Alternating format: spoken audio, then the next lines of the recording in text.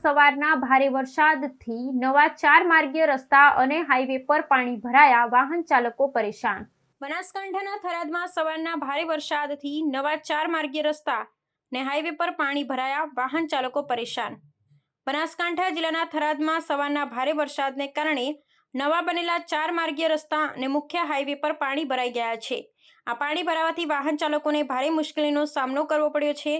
ખાસ કરી મુખ્ય હાઈવે પર પાણી ભરાવાને કારણે વાહનો ધીમા ગતિએ ચાલતા જોવા મળ્યા અને ટ્રાફિક જામની સ્થિતિ સર્જાઈ હતી। સ્થાનિક લોકો અને મુસાફરો માટે આ સ્થિતિ મુશ્કેલભરી બની ગઈ છે।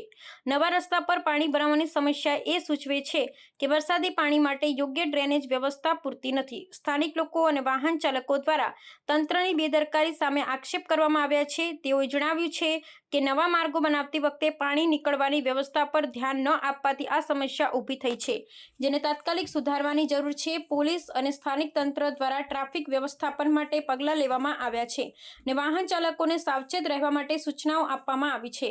તંત્ર દ્વારા પાણી કાઢવા માટે મશીનો અને કર્મચારીઓ મોકલવામાં આવ્યા છે, જેથી જલ્દી જ રસ્તાઓ પર પાણીનું સ્તર ઘટે અને વાહન ચાલકોને રાહત મળે। આ ઘટનાથી સ્પષ્ટ થાય છે કે વરસાદી માહોલમાં માર્ગ અને ડ્રેનેજ વ્યવસ્થાના સુધારાના કામો પર વધુ ધ્યાન આપવાની જરૂર છે। સ્થાનિક તંત્રને આ સમસ્યાને ગંભીરતાથી લઈ વહેલી તકે યોગ્ય પગલાં લેવા જોઈએ, જેથી આવનારા સમયમાં આવી પરિસ્થિતિઓથી બચી શકાય।